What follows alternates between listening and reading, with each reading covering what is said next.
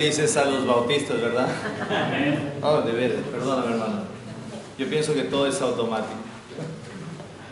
Ok, ahora sí, gracias. Es muy amable por recordarme. Entonces, ¿verdad? No hay bautista que no coma. Bueno, no hay un ser humano que no coma, pero nosotros lo tomamos muy en serio. Así que hoy día el pastor Jaime se está preparando bien, dice. Pero vamos a ir con calma porque el almuerzo va a estar a las 3, dice. No, 2. Sí, a las 14. Sí. Bueno, con tantos bocadillos acá, ya sí, como decía mi mamá siempre decía, todavía no es la hora del almuerzo, pero puedes ir amarrando tu ratón, para que el estómago no esté sonando, ¿no? Entonces, bueno, el instrumento más importante en las misiones. Yo creo que si estamos siguiendo ese pensamiento, estamos entendiendo que el instrumento más importante en las misiones es la iglesia. Porque, ¿qué más? El Estado nunca va a hacer nada para lograr la misión de Dios. Ninguna ONG va a hacer nada para lograr la misión de Dios. Quizás contribuyan algunas ONGs cristianas, pero a veces el lado social es gana. Pero nosotros entendemos desde la Biblia que tenemos que predicar el Evangelio porque la misión de Dios nos demanda. Entonces, los únicos que van a estar muy interesados en predicar el Evangelio son las iglesias cristianas, las iglesias locales. Y como alguien dijo, la clave es el pastor. Porque la iglesia nunca va a hacer lo que el pastor no quiere que se haga. La clave es el pastor. Y alguien también dijo, dijo, el pastor entonces es o la clave o el clavo. Sí, a veces sabemos que Dios es tan soberano, que Dios está haciendo su obra en el mundo a través de nosotros, sin nosotros o a pesar de nosotros. Pero no seamos ese clavo, seamos la clave, más bien. Se dice también que hay una etnia, la etnia menos alcanzada del mundo es la etnia Panoa. ¿Saben dónde quedan o dónde están estas personas de la etnia Panoa? Panoa, pastores no alcanzados. Cuando un pastor no capta la visión, por eso es muy bonito el título que le pusieron, ¿no? La visión global del pastor, ¿verdad? Si un pastor adquiere la visión, la iglesia va a adquirir la visión. Es como en la casa, como la familia, cuando la familia, los padres promueven celebraciones de una manera, incentivan celebraciones, por ejemplo, de cumpleaños. Los hijos siguen las costumbres. En nuestra familia hay una costumbre que tenemos un plato que es un plato que está decorado en oro, de veras, es oro, y eso fue una gran bendición. Una vez unas personas ricas allá en Chaclacayo, donde nosotros pastoreamos 10 años, estaba vendiendo su casa y ellos se iban creo que tenían ascendencia alemana y se iban a regresar a Europa, y ellos estaban vendiendo todas sus cosas, sus vajillas y todo. Yo no los conocía, pero una hermana de nuestra iglesia nos dice, pastor, ¿no le interesa comprar vajillas de unas familias? Yo no sabía que era una familia millonaria, pero dicen una familia que están vendiendo sus vajillas y todo. Yo digo, no sé, ni yo tengo tiempo para ir a verlo, y mi esposa creo que está más preocupada en otras cosas. Yo no sé, le digo, pastor, ¿no tiene algo de dinero? Yo le escojo, me dice. Bueno, yo le digo, no, ya, está bien, hermana, voy a ver. Y le di como 50 soles, como quizás 12, 13 dólares, ¿no?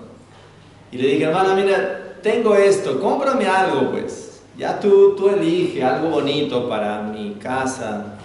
Y yo creo que a mi esposa le va a gustar. Y ella fue y luego me dice, pastor, ya tengo, compré cosas bonitas para su casa, del remate. Ya le dije gracias. Y dentro de esos platos, había unos platos de colección increíbles. Después, y luego eso me invitó a poder comprar algunas antigüedades. Y de ahí yo empecé a tener el gusto por las antigüedades. Y tengo algunas antigüedades interesantes de algunos países.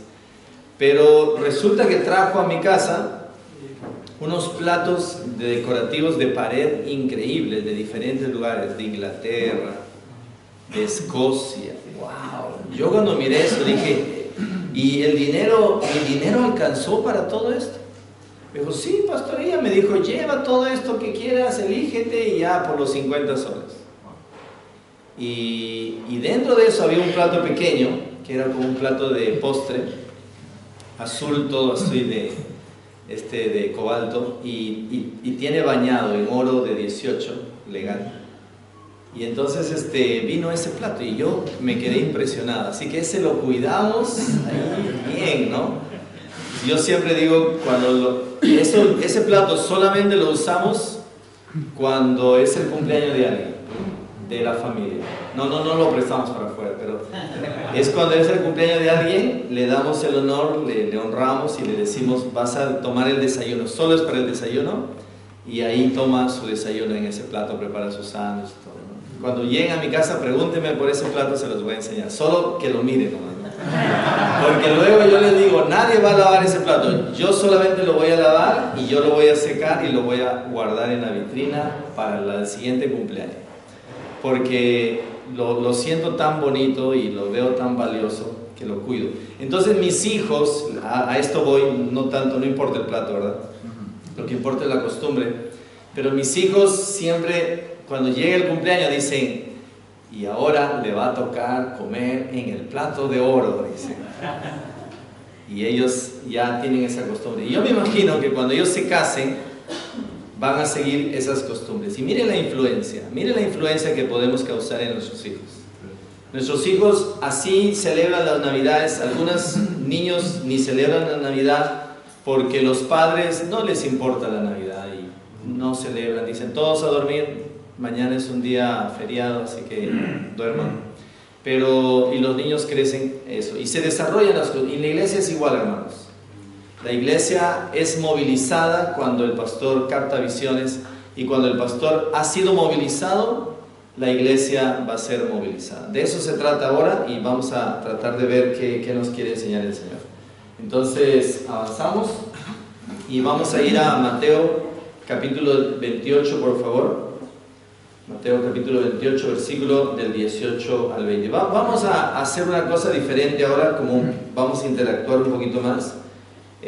Para que de esa manera también participemos. Yo quiero que uno de ustedes se ponga de pie desde su lugar y pueda leer muy fuertemente, y otro rápidamente se ponga de pie y ore por nuestra lección de hoy.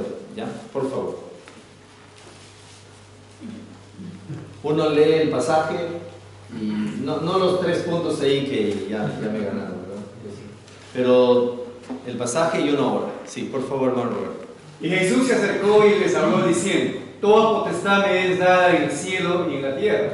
Por tanto, id y haced discípulos a todas las naciones, bautizándolos en el nombre del Padre y del Hijo y del Espíritu Santo, enseñándolos que guarden todas las cosas que os he mandado. He aquí, yo estoy con vosotros todos los días hasta el fin del mundo. Amén. Amén. Gracias, hermano. Alguien ayúdenos orando. Señor bendito, vamos a usted en oración, agradeciendo todo este tiempo que tenemos. Gracias. Y gracias por el expositor, mi Dios, que nos ilustra muy bien sobre esta necesidad tan grande de cumplir la gran comisión de una manera más efectiva. Ayúdenos a comprenderlo, a quererlo también, y como Él bien nos enseña esta tarde, a entregarlo a nuestras iglesias. En el nombre de Cristo, amén. Amén. Gracias, hermano. Gracias. Ok. Entonces tenemos ahí un recurso, ¿verdad? Esto es como para un mensaje, ustedes han predicado muchas veces. Lo bueno de compartir con pastores es que tú le dices la mitad nomás de la verdad, ellos ya lo completan en su mente y en su corazón, porque ya muchos de ustedes trabajan con esto, predican esto, enseñan esto, y yo les felicito. y es fácil hacer esa conexión con pastores, ¿verdad? Porque a todos hablamos el mismo idioma. Pero ustedes han predicado muchas veces de ese recurso de la autoridad del Espíritu Santo, en este caso Jesús lo declaró, y tenemos acá un mandato que no es ir, ustedes ya saben por qué, ya saben desde el griego, el mandato es hacer discípulos, y tenemos nosotros una promesa, y ahí está, de tal manera que, o sea, la gran comisión está bien dada, está bien estipulada, bien fundamentada, está bien especificada y está bien protegida. Entonces, no falta. ¿Qué le falta a la gran comisión? Obediencia.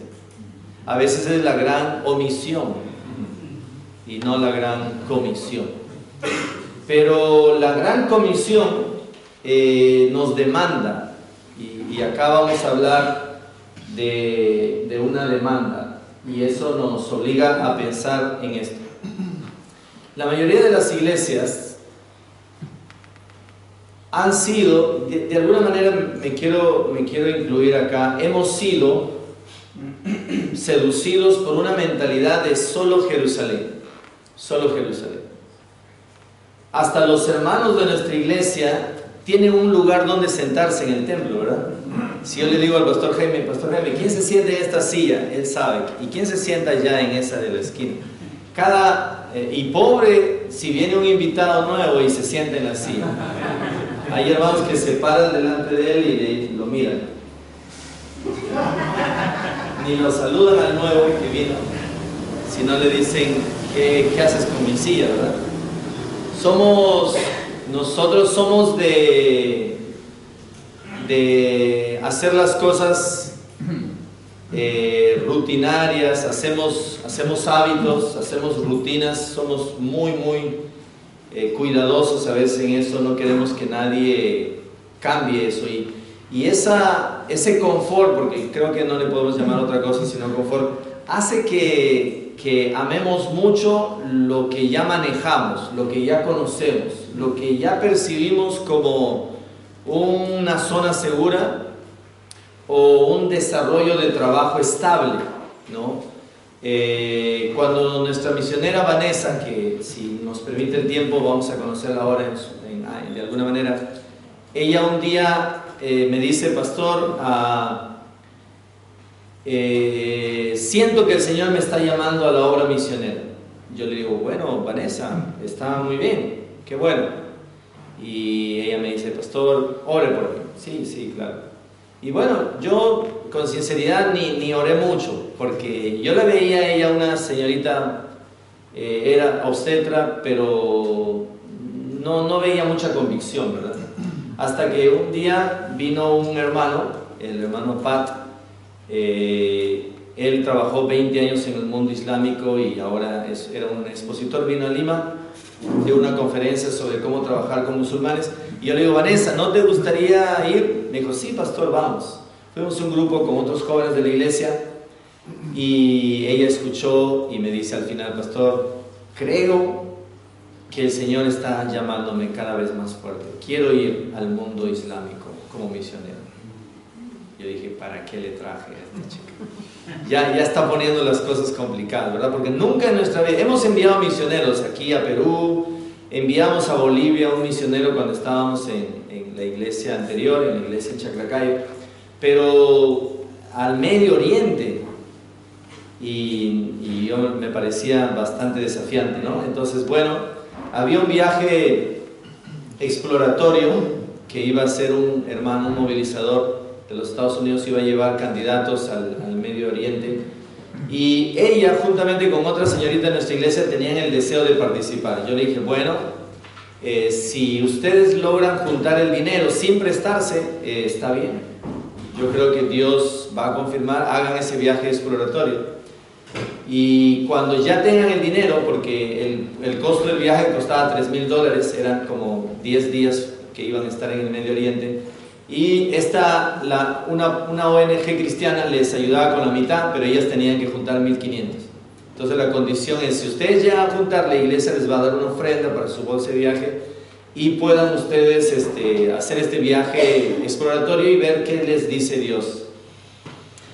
Bueno, lo interesante de todo es que tenían para eso que tramitar la visa porque iban a entrar a Turquía y necesitaban visa para Turquía, y no hay embajada de Perú en Turquía, sino hay unos de acá, en Chile, en Santiago. Resulta que ellas enviaron los papeles, no le respondían, no, y todo, no les iba bien ni con eso ni con el dinero. Una semana antes de que ya venga el viaje, yo ya les estaba animando a ellas a que sea en otra oportunidad, pero ellas vienen y me dicen, pastor, gracias a Dios ya tenemos el dinero. No tenemos la visa, pero tenemos el dinero. Seguro, digo, pero no se han prestado, no han robado a nadie, todo bien. Me dicen, no, pastor, hemos, amigos, familiares nuestros, iglesias, han querido apoyarnos y hemos juntado $1,500 cada uno. Yo ya estaba preocupado, porque decía, uy, esto sí es serio, pero no tienen la visa. Y hermanos, no van a creer, pero yo sé que sí van a creer, porque Dios hace esas cosas. 2 días antes de que ellas viajen, le responden de la embajada de acá de Chile y le dicen que ya tienen la visa, pero se las van a enviar al correo. Y ellas recibieron su visa en el correo 2 días antes. El pasaje lo compraron un día antes, yo mismo lo compré, les ayudé a comprar. Y gracias a Dios el precio que consiguieron, $1,650, ese precio fue un precio que no subió tanto, porque el precio promedio era $1,500, $1,550. Y gracias a Dios ellas pudimos comprar un día antes. Ellas fueron las 2. Y cuando regresaron, después de 10 días de estar ahí, yendo a varios lugares como Turquía, Irak, y ver el trabajo que ya estaban haciendo otros equipos de misioneros, de obreros se le llama allá, ellas regresan, y una de las que viene con más seguridad, yo pensé que ya venía desanimada, pero no, Vanessa llegó y me dice, pastor, ahora sí entiendo que Dios quiere usarme en el Medio Oriente. Y específicamente quiero orar por Kurdistán, por Irak. Uy, hermanos, eso a nosotros nos desafió. Nosotros queríamos lo cómodo, ¿verdad? Lo cómodo siempre es suave. Y para trabajar queremos algo suave. No queremos que hermanos nos toquen a las 3 de la madrugada. Pastor, necesito consejo. Mi esposa se está queriendo ir de la casa. No queremos eso, ¿verdad? Que nos entren en zozobra. Queremos algo tranquilo, queremos cosas suaves. Pero a veces el Señor nos pone en situaciones así. Y yo ya no lo veí nada suave. Tanto así que cuando empezamos ya el proceso de levantar fondos, de enviar a las iglesias cartas y de poder presentar el proyecto a la iglesia misma, un matrimonio joven, el esposo se acerca y me dice, pastor, ¿usted sabe lo que la iglesia y usted está promoviendo? Yo pensé que era algo bueno, que me iba a decir algo bueno. Yo le digo, sí, vamos a enviar a una misionera, nuestra primera misionera al Medio Oriente. Me dice, pastor, usted está poniendo en riesgo la vida de una señorita y no sabe en qué problema puede estar metiéndose usted y involucrando a la iglesia. Eso sí no sonó tan bueno, pero yo dije, es cierto. Y yo le dije, miren, yo no puedo asegurar qué cosa va a pasar o qué cosa no va a pasar, pero lo que sí puedo asegurar es que Dios nos está guiando. Y yo sé que no es fácil, pero no me queda otra cosa sino desafiar a la iglesia, para que la iglesia envíe y Vanessa no vaya sola. Hace 8 años enviamos a Vanessa. Estuvo 8 meses en Estados Unidos aprendiendo el idioma y consiguiendo una iglesia también socia, estratégica. Hay una sola iglesia en Estados Unidos que hasta el día de hoy le apoya allá en la zona de Orlando, en Tampa, Orlando, ¿sí? Ya, hay una iglesia bautista, la única que se sumó al proyecto. Ella estuvo en su ministerio de ellos de estudiar inglés, perfeccionó su inglés y regresó a Perú y la enviamos. Todas las demás iglesias que se suman al proyecto son peruanas y su presupuesto para empezar era $1,500 para poder trabajar ahí con tranquilidad. Y gracias a Dios levantamos ese presupuesto, gracias a Dios se pudo completar antes de viajar y ella partió. Hace 8 años que está allá trabajando con mujeres kurdas de los campos de refugiados sirios y trabajando ahí, compartiendo. En este mismo momento su mamá ha viajado y le hemos enviado cartas con ella, algunos regalitos, dulces, chocolates, para que ella pueda sentir un poquito el cariño de Perú, y su mamá va a estar acompañándole este par de semanas, dos semanas va a estar con ella, y para nosotros es una gran alegría que Vanessa siga adelante. Sabemos que está ya en los últimos años, ella está detrás de otro proyecto misionero, pero ya ha dado 8 años de su vida para sembrar la palabra de Dios ahí en Kurdistán, Irak. Así que sus oraciones por Vanessa. Pero la pregunta es, ¿por qué nosotros queremos lo cómodo? Porque quizás saltar a dar ese paso nos puede traer ciertas complicaciones. Y eso nos hace pensar en algo que escribió nuestro hermano Oswald Smith. Dijo él: la luz que brilla más lejos brilla más fuerte en casa. Si nosotros nos esforzamos en brillar bien aquí, vamos a brillar bien allá también. Entonces debemos preocuparnos, sí, en nuestra Jerusalén, en la responsabilidad local que tenemos, y si lo hacemos bien, Dios nos va a ayudar a que paralelamente, no después como un desarrollo, un crecimiento, no, sino paralelamente podamos también hacer que nuestra luz brille lejos. No debemos descuidar Jerusalén, pero sí debemos preocuparnos que esa luz brille fuerte y que podamos avanzar. Ahora, hay una pregunta que nosotros queremos contestar. ¿La misión de Dios existe para la iglesia o la iglesia existe para la misión de Dios? ¿Por qué no le dices al que está a tu costado? Respóndele al que está a tu costado, por favor, a tu vecino. Respóndele esta pregunta. ¿Qué piensas? ¿Tú qué piensas? ¿La misión de Dios existe para la iglesia o la iglesia existe para la misión de Dios?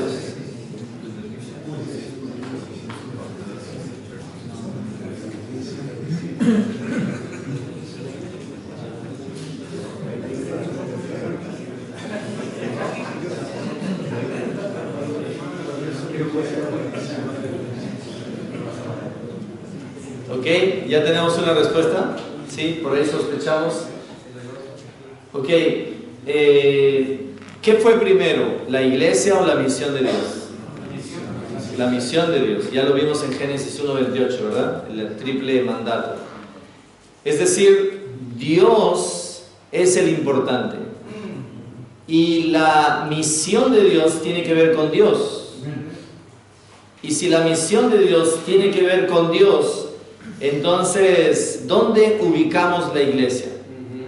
La iglesia sería entonces el instrumento que Dios está utilizando para poder desarrollar y lograr que se cumpla su misión. Entonces, no es una misión, no es una iglesia con su misión, es una misión con su iglesia. Dile así al que está a tu costado, por favor. Dile, no es una iglesia con su misión, sino es una misión con su iglesia. Dile al que está a tu costado, por favor.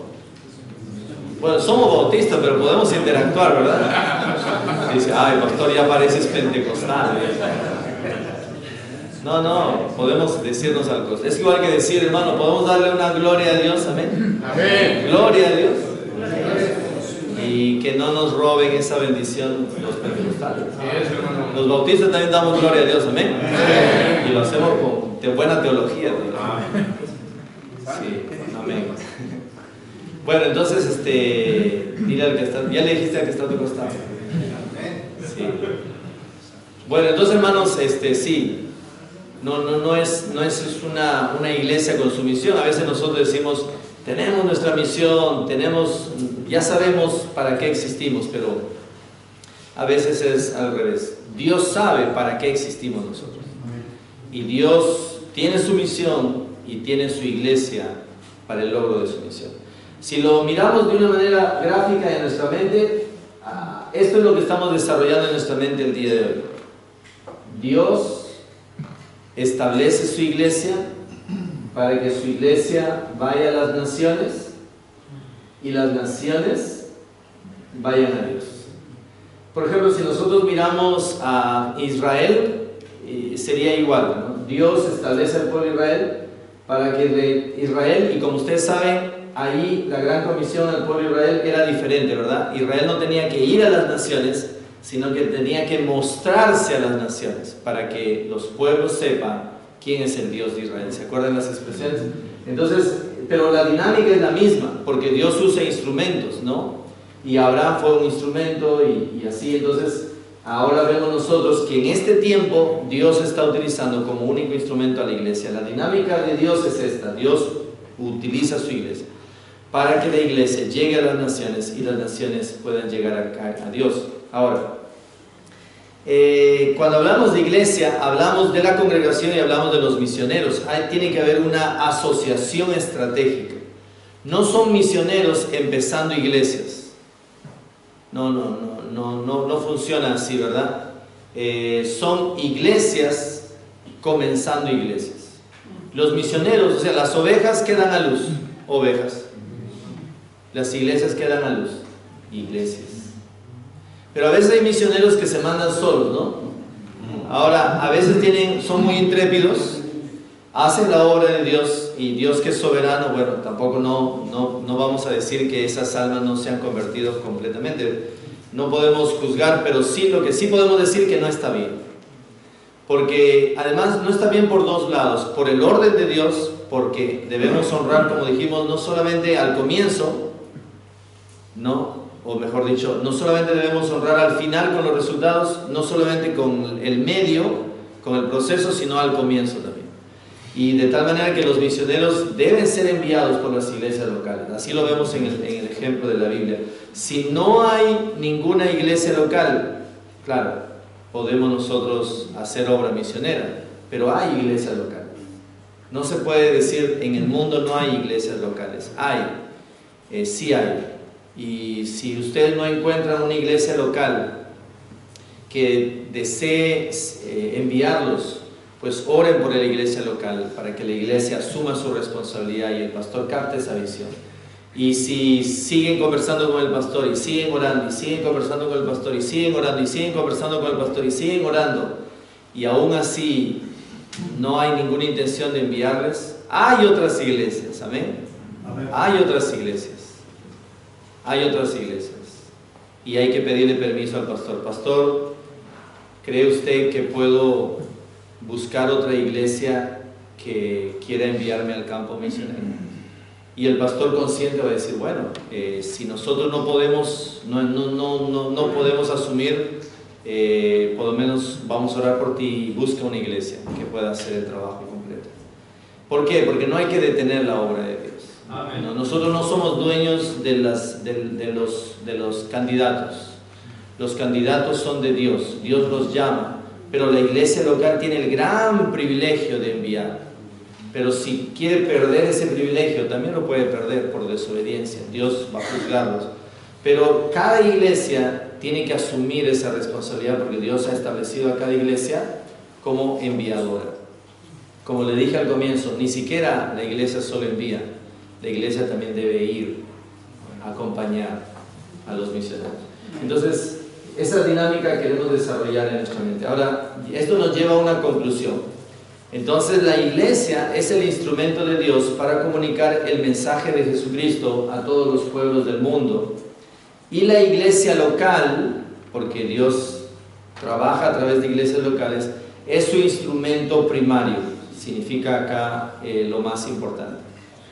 Ahora, Si analizamos un poquito la Gran Comisión, ahí nosotros vamos a entender aquí de la Gran Comisión lo que nosotros dijimos anteriormente, ¿no?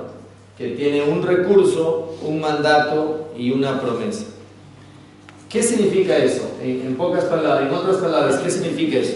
Que la autoridad y el recurso espiritual fue dado no a un hombre, escuchen bien eso, y no fue dada a ninguna otra institución, porque eso es muy categórico, este argumento. La autoridad y el recurso espiritual fue dado únicamente a la iglesia. No existe ninguna institución en esta tierra que tenga autoridad y poder espiritual para poder tener las llaves del reino y predicar el evangelio del reino. Ninguno, nadie. Y mejor que no lo tenga, porque ¿qué podría hacer en sus manos con esas perlas preciosas? ¿Qué podrían hacer los cerdos con esas piedras, con esas perlas preciosas? Pero gracias a Dios que la iglesia tiene esas perlas de gran precio. Amén. Y hay que cuidar eso. Entonces, en conclusión, esto nos lleva a una conclusión que nosotros contamos con el poder del Espíritu Santo y la autoridad divina para poder predicar el Evangelio y avanzar en el logro de la misión de Dios. Pero hay otra conclusión también, o otro punto que se puede desarrollar a raíz de la Gran Comisión, es que la Gran Comisión fue dada básicamente a la iglesia. Jesús se aseguró de que la iglesia lo reciba. Y eso nos lleva a la conclusión entonces de que nosotros, para ser discípulos, hay que hacer discípulos a través de las misiones transculturales. Y al hacerlo eso, nos estamos asegurando el logro de la misión de Dios. Por eso, siempre ha habido una discusión entre misiones y misiones transculturales, ¿no? A veces se piensa que algunas iglesias deciden qué tipo de misión van a desarrollar, si misiones normales o misiones transculturales. Y algunos dicen, bueno, las misiones transculturales vamos a dejarlas a las iglesias más sofisticadas, más grandes, ellos que hacen viajes, que tienen miembros de diferentes nacionalidades. No. La Biblia no nos enseña a decidir. Realmente la Gran Comisión, la única forma de obedecer la Gran Comisión es a través de misiones transculturales. Porque si dice todas las naciones, ¿se acuerdan? Panta Taedne. Si habla de todas las naciones, entonces no todos hablan nuestro idioma, hay que aprender nuestro idioma. Nosotros estamos trabajando con los Ashánica.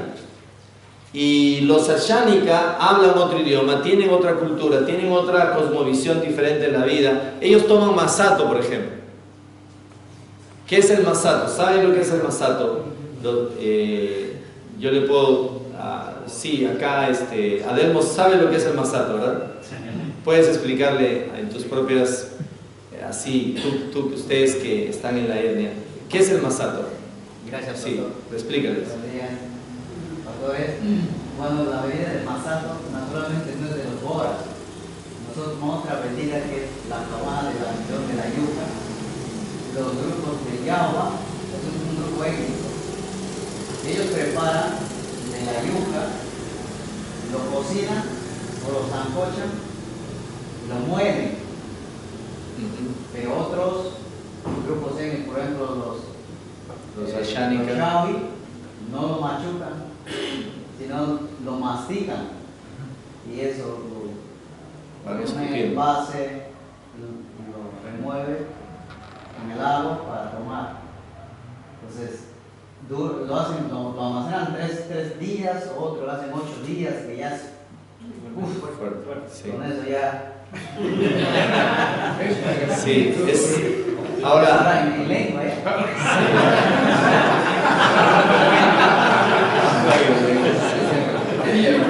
pero no es por el espíritu, es por el licor. Ahora, sí, los Ashánica tienen la cultura, los Ashánica tienen un masato rosado. Ellos hacen doble masticado, ¿no? Primero cocen, ¿cierto? Pelan la yuca, la cocen. La yuca es la mandioca, ¿no? La cocen y luego la aplastan. Tienen un palo de madera, van chancándolo, sí. Lo que pasa es que muchos no conocen. ¿La mandioca tampoco? La yuca, papa blanca larga. No se da acá. No se da, de veras. Por eso hay que explicarlo un poquito mejor. Ah, ya. Bueno, la yuca, que es un tubérculo, ¿cierto? Es parecido a la papa, pero no redonda, sino es alargada. ¿Vieron en alguna? Pueden googlearlo, ¿no? Sí. Pues allá y google y lo pasas ahí en yuca. ¿Qué es yuca? Pero bueno, entonces este es su alimento de mucha gente nativa. Les cuento rapidito, yo tengo muchos videos porque siempre que llevamos la gente quiere conocer la cultura. Pero resulta que una de los tubérculos que más se desarrolla en la selva, sobre todo en selva alta, es la yuca. Crece abundantemente y es la comida principal porque el niño cuando regresa del colegio en la ciudad siempre pregunta, mamá, ¿qué cocinaste? Pero en la selva no preguntan. Porque todos los días mis hermanos ashánica, las mamás, cocen la yuca, la sancochan y la ponen al medio ahí de la casa. Los niños todos los días vienen del colegio, esa es la yuca, ¿eh? Vienen del colegio, agarran sus pedazos de yuca y a veces lo chocan con la sal y toman su masato. Todos los días ellos solamente se alimentan de yuca y una bebida de la yuca. Por eso ellos son completamente yuqueros o están completamente yuqueros. Es la verdad. Ellos no, ahora cuando cazan sí, también comen venado, comen majás, comen añuje, jabalí, hemos comido, pero es cuando cazan, pero muchas veces no se logra cazar. Pero entonces, ¿cómo preparan esto de la yuca? Ahí quería incidir en eso. Ellos cocen la yuca y la machacan, ¿no? La machacan cuando ya está suavizado, cocido. Y las partes de la yuca que están duras, la mastican. Solo hacen las mujeres, no lo hacen los hombres. Lo mastican y lo escupen en la misma olla, ¿no? Y aparte tiene un pajo, le llaman, que es la mitad de una calabaza seca. Ahí van masticando el camote rojo. Hay un camote rojo que lo usan como tinte. Van masticando y van escupiendo, van masticando. Y bueno, yo he participado también en eso, pero solamente casi por broma, porque ellos dicen que si un hombre participa en el masato se malogra, son sus creencias. Pero solo las mujeres lo hacen las abuelitas, a veces con dientes, sin dientes, dientes picados. Sí, no, es la verdad, no se puede decir que... Y no hay ningún tipo de higiene porque ellos mastican el masato, van escupiendo. Y luego, cuando ya han masticado la yuca, el camote rojo, y ya han masticado también la yuca, ellos mezclan los dos, lo mueven y ahí empieza a tomar su color. Le echan agua, literalmente sin hervir, agua del río. Le echan agua del río, lo mueven y lo cuelan y te lo sirven. Entonces yo a los hermanos que van con nosotros, a los grupos, ahora vamos a ir el 14 de mayo, tenemos el viaje. El Día de la Madre, la noche estamos partiendo del 14 al 23. Y cuando llevamos los grupos, yo les digo, miren, ustedes no están obligados a tomar masato, porque no les podemos obligar, ni modo. Ustedes saben cómo se prepara y yo sé que no es parte del viaje la obligación de tomar el masato. Quisiera que ustedes lo prueben, porque eso es parte de conocer la cultura y de familiarizar con ellos, pero no están obligados a hacerlo. Pero hay una cosa, obedezcan las indicaciones. Cuando vamos a visitar a una familia, no te sientes. Si tú llegas a su casa, te sientas en una piedra, te sientas en un tronco, te sientas por ahí, ellos automáticamente te van a servir el masato. No te preguntan. En la ciudad preguntan, ¿desea? ¿Le sirvo una agüita? ¿Le sirvo café? ¿Le sirvo gaseosa? Preguntan, ¿verdad? Pues allá no preguntan. Si tú te sientas, significa que eres su invitado. Entonces ellos te sirven, vienen delante de ti y te dan así. Y qué triste sería que tú les digas, ay, yo no como, ese es mi estómago, jamás va a entrar cosa inmunda. No, si tú le dices eso, se rompe el puente, se rompe el puente. Entonces, ¿qué es lo que tú tienes que hacer? Llegamos a visitar 2, 3 horas que caminamos, llegamos a visitar a esa familia, no te sientes. Camina, toma fotos, juega con el perro, juega con los niños, date vueltas ahí, pero no te sientes. Y nunca te van a perseguir con el masato tampoco. Porque ellos no es lo que hacen. Pero tú te sientas y tienes que aceptar. ¿Ok? Ya, pastor, ya saben los chicos. Entonces, ustedes ven a uno que está caminando como loco, es que no quiere tomar. Esa es la verdad. Evita. Pero algunos están tan cansados después de terminar, y eso nos da risa. Y hay otra solución que yo les digo. Después de 3 horas que están caminando, ¿verdad? Llegan y se olvidan y se sientan. Y les sirven, literal les sirven. Yo les digo, recibe. Moja por lo menos tus labios y pásalo al que está a tu costado. Siempre hay alguien que si se ha sentado es porque quiere tomar. Hay hermanos de nuestra iglesia, y yo mismo tomamos porque, hermanos, realmente uno no piensa cómo lo hicieron, pero de que es rico, es rico.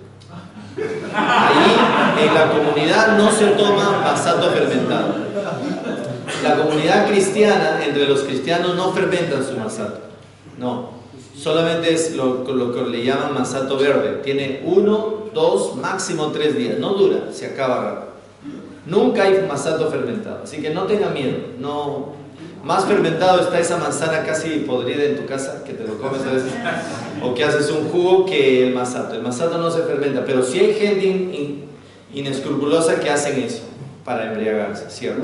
Como en los penales que hacen el licor cañero, ¿no? Canero, el licor canero que hacen de la cana, o sea, en la cárcel. Bueno, pero una de las cosas entonces es eso. ¿Por qué te cuento de un poquito de la cultura shánica? Porque hacer trabajo transcultural es parte de establecer puentes. Hay que aprender el idioma, hay que hablarles en su idioma, ¿no? Por ejemplo, nosotros cuando llegamos ahí tenemos que aprender Kitaitiri, por ejemplo, que es buenos días, Pasonki, gracias, Inintimpita Sorensi, que Dios, bueno, Dios es amor, Dios te cuida, Dios te bendiga. Cosas así tenemos que aprender. ¿Por qué? Porque son parte de conversar con Él. No hablamos de repente el idioma porque no trabajamos a tiempo completo ahí, pero cada vez que estamos yendo a apoyar a nuestro misionero Emilio Miranda, tenemos que tratar de introducirnos un poquito más en el idioma, en la etnia. ¿Por qué? Porque es parte del trabajo. Tiene que haber un trabajo transcultural. No podemos nosotros llevar nuestra cultura y decir, ok, yo vengo de Lima, yo no tomo masato por si acaso, yo tampoco no hablo tu idioma, tú tienes que aprender mi idioma si quieres que te predique. O sea, no podemos así, ¿verdad? Entonces tú entiendes que el trabajo tiene que ser transcultural. Por eso es que a veces decimos, meternos a este asunto de misiones ya involucra mucho. Es mejor trabajar con los mestizos, porque los mestizos hablan nuestro idioma. Además, el mejor idioma del mundo es el español, ¿sí o no? Entonces, todos nosotros, sí, ¿no? Nuestros hermanos de Estados Unidos, ellos van a decir que no, el inglés, el idioma más lindo del mundo. Sí, ¿verdad? Pero nosotros amamos lo que hemos aprendido. Amamos lo que hemos aprendido. ¿En el cielo se habla español? Sí, en el cielo. Sí, también me imagino muchos peruanos, muchos latinos. Vamos a estar ahí y muy emocionados. Los latinos vamos a ser los que alaban muy emocionados, vamos a ser nosotros de repente, ¿no? Muy expresivos. Pero bueno, entonces tiene que haber trabajo transcultural. Entonces no es una elección, hermanos. El trabajo transcultural no es una elección. Sencillamente es algo que intencionalmente tenemos que decidir hacer. Tenemos que decir, ya, tengo que ir, tengo que apoyar, tengo que aprender alguna frasecita, porque no puedo hacerlo por Zoom, imagínate por Zoom. Allá no hay ni internet, entonces no se puede, ¿verdad? Tenemos que ir. Bueno, otra de las cosas que tenemos que entender es que la misma estrategia misionera para las misiones, la que vemos ahí nosotros en Hechos capítulo 1 versículo 8, fue dada para la iglesia, hermanos. Dice, pero recibiréis poder, ya hemos hablado de ese poder, esa autoridad, cuando haya venido sobre vosotros el Espíritu Santo, y me seréis testigos en Jerusalén, en toda Judea, en Samaria y hasta lo último de la tierra. Amén. Entonces, si estamos entendiendo eso, vamos a entender entonces que la iglesia local sí tiene responsabilidades. ¿Cuál es su primera responsabilidad de la iglesia local? Acá tenemos algunas responsabilidades. La primera responsabilidad es la oración. Debemos orar intencionalmente para que el Señor envíe obreros a su mies. Una vez se hizo un estudio entre una iglesia que oraba mucho por misiones, porque el Señor envíe obreros a su mies, y una iglesia que no oró nunca en todo ese tiempo para que Dios envíe obreros a su mies. ¿De dónde creen ustedes de qué iglesia Dios envió obreros? De la iglesia que oró mucho. Y no es solamente porque se incentivó a través de la oración el llamado al campo misionero, sino porque creemos que Dios responde la oración. Y es lo que sucede. Entonces hay que orar intencionalmente, que los niños escuchen por qué estamos orando. Porque si siempre oramos, Señor, sana la pierna de Juanito, sana la salud de tal, sana, a veces vivimos en función a salud y pensamos que eso es lo más importante en la vida. Y no, hay cosas más importantes que la salud. Cierto, la salud hay que darle su... Les cuento rapidito, no quiero que me vean a mí como un héroe, pero de hecho, más bien, Dios fue el héroe que me guardó. El día jueves, como hoy día, yo sufrí un accidente de tránsito, por eso estoy todavía un poco herido, tengo algunas heridas en la mano.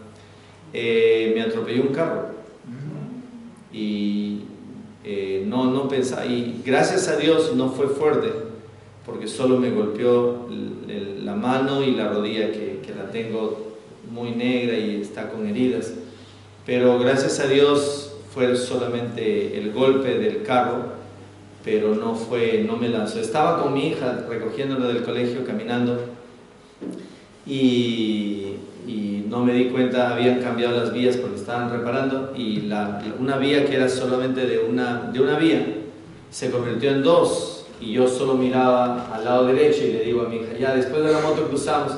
Cruza la moto y yo avanzo y el carro ¡pum!, viene por acá, ¿no? Y gracias a Dios solo fue golpes, heridas, raspones, pero si yo cruzaba antes, una milésima de segundo antes, si la moto se avanzaba más rápido, yo cruzaba más, porque yo solo estaba mirando a la derecha.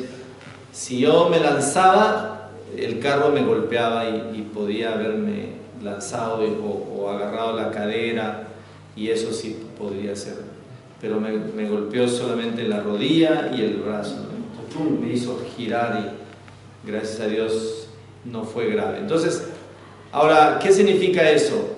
¿Por qué les cuento esto? Porque eso no importa, ¿verdad? No importa que nosotros, importa la salud, pero no es la razón de vivir. Entonces, hay cosas mucho más importantes que estar tranquilos físicamente. Es porque si le preguntamos a Jesús y le decimos, Jesús, ¿es importante sentirse tranquilo físicamente? Él no se hubiera amanecido para orar, no hubiera orado hasta altas horas de la noche, no se hubiera amanecido toda la noche en el monte orando, no hubiera derramado gotas de sangre, no hubiera subido a la cruz. Si vivir, debemos buscar el bienestar de nosotros. Entonces, cuando oramos intencionalmente, debemos entender que no hay que guiar a la iglesia de solo orar por salud, porque si uno pide motivos de oración, ¿qué motivo de oración pide? Puro salud. Nosotros debemos intencionalmente decir, hermanos, tenemos que orar por misiones. ¿Les parece? Oremos para que el Señor envíe más obreros a su iglesia, y eso es intencional. Entonces, luego segundo, preparemos integralmente a los futuros misioneros, como en esta conferencia, traigámonos, ¿no? Otro, envío estratégico y responsable. No solamente enviarlo estratégicamente, sino responsablemente. Si viene un joven de nuestra iglesia y nos dice, pastor, quiero que me envíen como misionero, quiero ser enviado como misionero a Sao Paulo, Brasil. Y los que tienen la oportunidad de conocer Sao Paulo, Brasil es una de las ciudades con la mayor cantidad de iglesias de toda Latinoamérica. Hay literalmente iglesias en cada cuadra, los que conocen Sao Paulo. Es increíble, hermano. Hay una calle en Sao Paulo donde no he visto en otras partes en Latinoamérica, donde uno tiene calles, 2 o 3 calles enteras, cuadras enteras, de puros negocios de cristianos, donde venden todas las cosas que las iglesias necesitan. Grandes locales, tiendas grandes, que venden batería, cosas de música para la cena del Señor, corbatas que nunca he visto en mi vida, corbatas cristianas, evangélicas, y todos los souvenirs y todo lo que te imaginas. ¿Y cómo eso se logra vender tanto? Pues porque hay mucho consumo cristiano, porque hay mucho. Y si un joven quiere ir al lugar donde hay tantas iglesias, a fundar una iglesia más, ya creo que debemos nosotros decirle, bueno, no queremos quitarte ese ánimo, pero ¿por qué no miras otros lugares? Levanta tus ojos y mira los campos. Puede ser que haya otro lugar interesante. ¿Por qué no te animas a mirar? Vamos, oremos, hagamos un viaje, hay otros lugares. ¿Por qué no te unes a un proyecto que ya están desarrollándose entre los no alcanzados? Entonces seamos estratégicos, hay que enviar estratégicamente, y cuando enviamos, ser responsables, no abandonarlo. Y luego la movilización, que es importante, la movilización de la iglesia para comprometerse con la misión de Dios.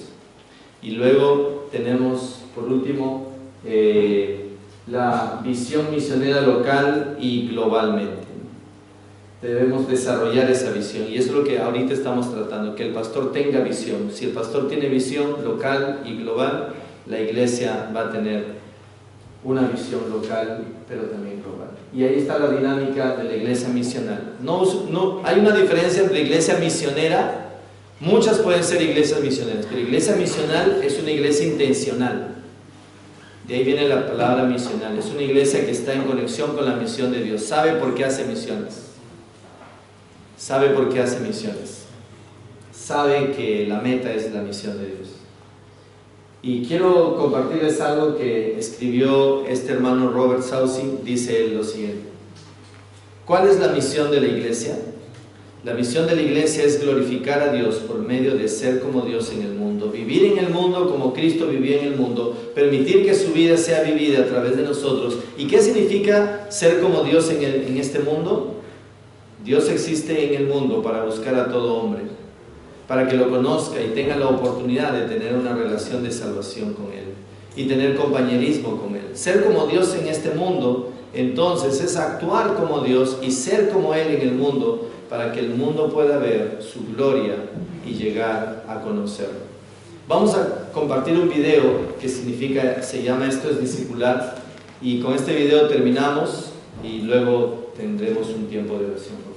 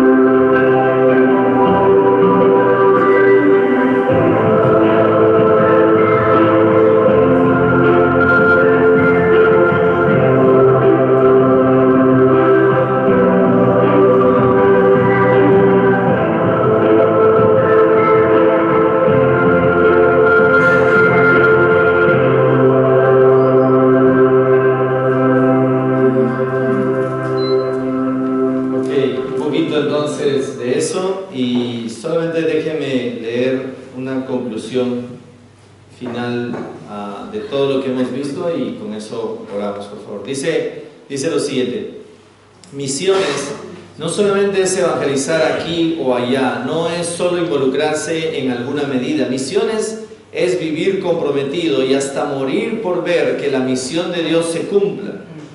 Misiones es mirar a las naciones, es orar por las naciones, es ir a las naciones, no importando cuán lejos estén o diferentes a nosotros sean. Ellos son el objetivo, ellos tienen que adorar al Señor del reino. La adoración es la meta final, la adoración es el corazón de las misiones, y la iglesia local es su principal instrumento. Vamos a poner de pie, hermanos, y oremos para que el Señor pueda guiarnos de una manera provechosa. Y vamos a orar, y yo te voy a pedir que puedas abrazar a un hermano. Si es tu esposa, mucho mejor, ahí abrázala a tu esposa. Y si no viniste con tu esposa, pues tienes un compañero de milicia a tu lado, y yo les animo a que se abracen unos a otros, y vamos a hacer una oración, como le llamamos en nuestra iglesia, oración de intercesión por el que está a tu lado. Porque muchas veces oramos por nosotros, pero a veces la bendición más grande es orar por el que está a tu lado. Y si tú oras por el que está a tu lado y el otro ora por el que está a tu lado, al final todos oramos por el bien de nosotros mismos. Yo les animo a que oren. Vamos a orar. Oremos, ¿ya? Oremos. Padre bendito, Señor, te damos gracias porque en tu nombre estamos aquí reunidos, Señor, para honrarte por sobre todas las cosas, Señor. Y eso queremos expresarlo, Señor, con la humildad de nuestro corazón, pero con la convicción de nuestra alma. Queremos decirte,